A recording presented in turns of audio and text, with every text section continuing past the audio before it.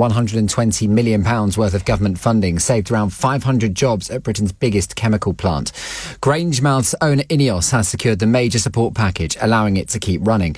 But roughly the same number of roles there were axed earlier this year when the oil refinery closed. Well, let's bring in Finlay Asher, who's an aerospace engineer based in Scotland and a member of Safe Landing, a global community of aviation workers. Good to speak to you. What's your initial reaction to this, as on the face of it, 500 jobs have been saved?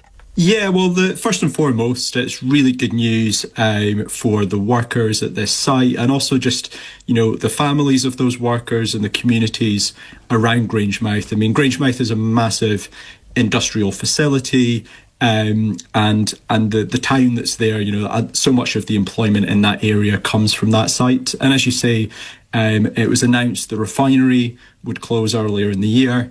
This announcement today is to do with a sort of plastics production facility located in the same complex. So really kind of positive news just for those workers in the immediate term, that there's some respite there, that this facility will remain open. We have also seen just up north from there, the Mossmoran site in Fife, really similar plastic production site, that it's looking like it's going to close as well. So it's been not very good news if you're a worker at one of these sites, and it's positive to see this happening, although it'd be quite interesting to look at what the future of this site is, maybe what some of the terms and conditions of, the government giving so much money to the private company is, and whether these jobs will indeed be sustainable into the future. How does this affect you then as an aerospace engineer in the region? Well, so I'm part of the union. I'm not in the chemical sector, I'm in the aerospace sector. But this has been a really big discussion in Scotland amongst workers, because there's lots of talk about the just transition, and what we're seeing a lot of job losses, and not really that clear what the future of the industry is going to look like, and also feeling a bit left behind by government and by industry. So that's the first thing. I mean, the thing that I'm particularly interested in is the Grangemouth Refinery as a whole, like the actual refining complex. It's where oil and gas is converted into things like diesel and jet fuel from fossil fuels. Is the perfect location for the future of jet fuel, so the alternative, more sustainable jet fuels that we could produce in the future. We'd really like to see, the major refinery complex transitioned and upgraded to produce those fuels of the future. So that's where we're really interested, because this is just one part of the site. The bigger refinery has closed and is just importing fuels for the time being. And we'd like to see a government strategy that's more expansive, more forward-looking, and also that consults workers and uses their expertise as well. And we should reflect on the number of jobs that were lost, because, it was almost the same number of jobs saved that were axed, essentially. So is all of this kind of a bit too little, too late? Should there have been, a different planning strategy almost?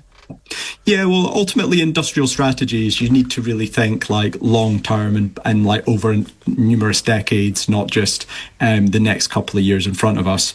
So my understanding of this announcement is that it sort of guarantees the future of the site for the next 5 years.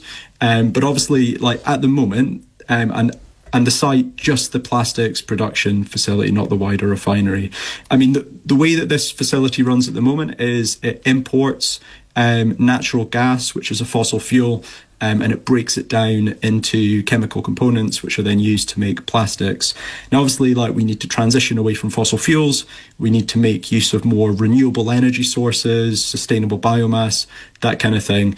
And those are the industries of the future where it's not just about preserving jobs, but actually about creating jobs.